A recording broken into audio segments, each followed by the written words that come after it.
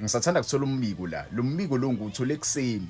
But angikwazanga ukuyishaya ivideo ekuseni, ngizoyishaya manje ivideo. Kuthiwa uThembinkosi Lorch uzoshiya iMamelodi Sundowns. uThembinkosi Lorch uzochithwa iMamelodi Sundowns. iMamelodi Sundowns iyamchitha. Ifuna ukumdayisa kuwona ama-clubs ala kweBetway Premiership. Yabo. Okwamanje akakabi clear ukuthi imaphi ama-clubs amfunayo. Ngabe Stellenbosch or iKaizer Chiefs. But kunomthombo engiwutholile kuthiwa iKaizer Chiefs iyamfuna uThembinkosi Lorch.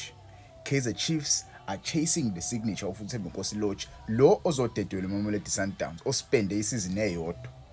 Uspende isizini eyodwa neMamelodi Sundowns isizomchitha manje. Kahle kahle wayijoyina iMamelodi Sundowns last year ngoJanuary. Izomchitha manje ngoJanuary. Asazi ukuthi yipi club ezomthola uThembinkosi Lorch, una 31 years old umjida. Icareer yakhe wayispenda kakhulu kuOrlando Pirates. He spent most of his career kuOrlando Pirates. Wafika eMamelodi Sundowns wangadlala kakhulu, ayithola game time ngale ndlela wayetshotha uzoyithola ngakhona. Yabo umjida wajoina iSundowns ngenxa yokuthi uzowina icoco benoRolani, nawo kuRolani naye sebemxosha esahlala isikhathi esincane uLorch. Yabo kwafika uCoach Omusha shuthi akayiboni lento ayibona uRolani kuThembinkosi Lorch. iSundowns sifuna ukumchitha kumjida. Ngokubona kweni iKaizer Chiefs ingamthola yena uLorch, and should Lorch join iKaizer Chiefs from Orlando Pirates to Mamelodi Sundowns to Kaizer Chiefs.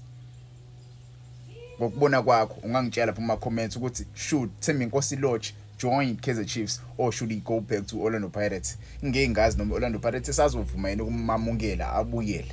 Yebo ungangitshela lapha kuma comments mfethu, le indaba lezi ziyashaqisa ngempela. Ziyashaqisa ngempela because umjida ngangitsho uzofika eDivelu kulesa squad Sundowns ngoba kulimala uThembazwane ujwayele ukuba nama injury. Yabo ukufika kwaLorch mhlawumbe kwakuzo eDivelu ku squad Sundowns, naku-ke iSundowns simchitha futhi ayiboni ivelu. Yabo because neminyaka yakhe yamshaya, yambona umjida usena 31 years old.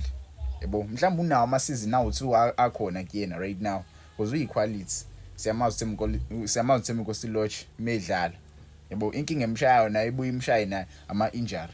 Yabo yonke ebuye imshaye ukuthi Thembinkosi Lorch ama-injuries. But ungangitshela lapho mfethu ukuthi should the guy join Kaizer Chiefs, because it looks like Kaizer Chiefs iyapheka ngempela. Abocela looks like bazophelela kuKaizer Chiefs. Baningi nje abadlali abayiquality Kaizer Chiefs ebacollectayo kuleli windi leli ngaphandle kwaMorris. Yabo uNtshebe mhlawumbe phela uzoba inkinga uNtshebe mase kufika uLorch nabo Sabocela. Yabo singesathi ungangitshela kodwa kuma comments mfethu.